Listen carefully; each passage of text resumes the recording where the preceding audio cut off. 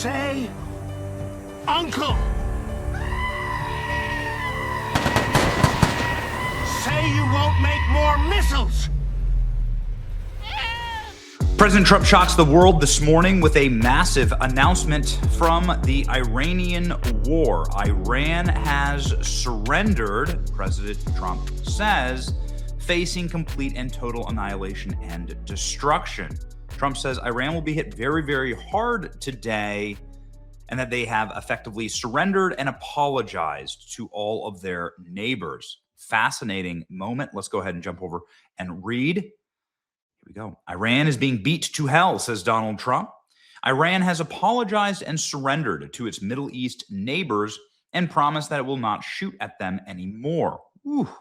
This promise was only made because of the relentless U.S. and Israeli attacks. They were looking to take over and rule the Middle East. It is the first time that Iran has ever lost in thousands of years to surrendering Middle Eastern countries. They have said, "Thank you, President Trump." I have said, "You're welcome." Iran is no longer the bully of the Middle East. They are instead the loser of the Middle East and will be for many decades until they surrender or, more likely, completely collapse. Today, Iran will be hit very, very hard, under serious consideration for complete destruction and certain death because of Iran's bad behavior. These areas and groups of people that were not considered for targeting up until this moment in time. Whew. Thank you for your attention to this matter. So President Trump noting that Iran has been firing belligerently missiles in every direction in the Mideast and has hit a lot of people that may have, potentially been allies or allied with them. Look at this from this morning. This is a suicide drone hitting the airport in Dubai. Fire erupts at Dubai International Airport following drone strike. Iran apologizes for the strikes on its neighbors' countries. Okay, what is that? Who's apologizing? Okay, Trump hit out at Iran's president, who earlier claimed that the attacks against Gulf neighbors would stop, only to be contradicted by the Iran's Revolutionary Guards hours later. So now you're seeing like the crack inside of the structures in Iran, inside the leadership structure in Iran. Now, the military isn't saying the same thing as the political leaders. The political leaders not saying the same thing as the military. This is the preview, hairbringer of actual collapse. Iranian president today described the U.S. demand for unconditional surrender as a dream in a statement on Saturday, in which he also apologized for striking neighboring countries, although the attacks showed no sign of stopping. The comments came after intense Iranian fire targeted at the Gulf Arab states. There were repeated attacks on Saturday morning in Bahrain, Saudi Arabia, and UAE. So now you're seeing collapse of chain of command, effectively throughout Iran. And you're also seeing something that I think we all knew was going to happen, which is that Iran, which has suffered, for many, many years under like withering sanctions, will not be able to continue a war when it comes to actual munitions, armaments.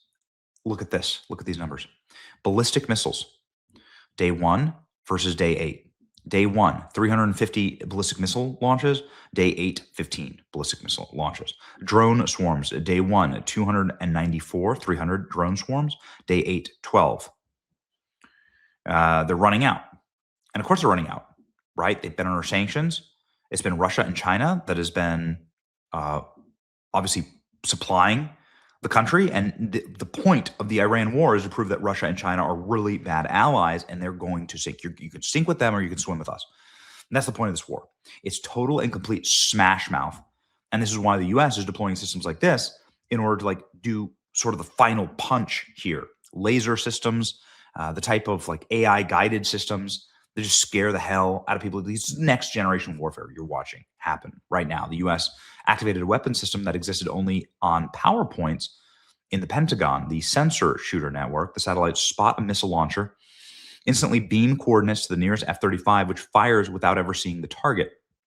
It's Call of Duty kill strikes, but it's real, it's global, and it's unstoppable. As Iran tries to move the launcher, oh, by the way, it's powered by SpaceX. Also, just FYI, this is Starlink and SpaceX entirely run off this. It's basically Call of Duty kill strikes. As Iran tries to move a launcher, U.S. satellites see it glowing like a matchstick from space, and boom, it's gone. The entire pillar of Iran's power is evaporating in real time. Ladies and gentlemen, President Trump yesterday describing what's happened to Iran and their leadership and their military. Iran's army is gone, their navy is gone, their communications are gone, their leaders are gone, their air force is wiped out entirely. Other than that, they're doing really well. Okay. Yeah, all right. Here we go. What's the take on this? Watching the U.S. military gleefully curb stomp our enemies until they beg for mercy is a glorious sight I never thought I'd live to see. You have to remember that the rules in Afghanistan were so dumb. We weren't even allowed to display an American flag on our trucks because certain presidents were worried that it might offend the locals. Now we're just killing bad guys anywhere we can find them and memeing at their demise. It is a humiliation practice and ritual.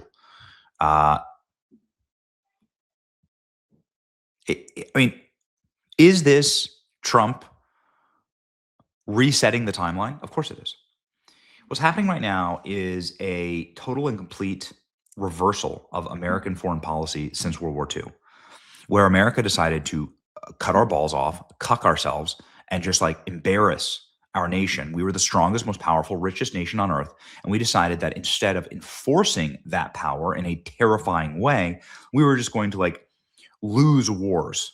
We were going to professionally lose wars forever. We're going to lose in Vietnam. We're going to like effectively lose in Korea. We're going to lose against China when China was, we fought China in Korea. China was a third world, literal Stone Age country at that point. Could have wiped them off the map and solved that problem forever. We're going to lose in all the Gulf Wars. We're just going to lose. We're just going to professionally lose all of our wars. That was the decision because we weren't ruthless enough, because we didn't actually like display American power. And that's what you're seeing here, a display of American power. Cuba, Venezuela, Iran. That's it. If you don't like it, that's fine. But like it is the rewriting. It is the rewriting of the story and a resetting of the chessboard around the globe.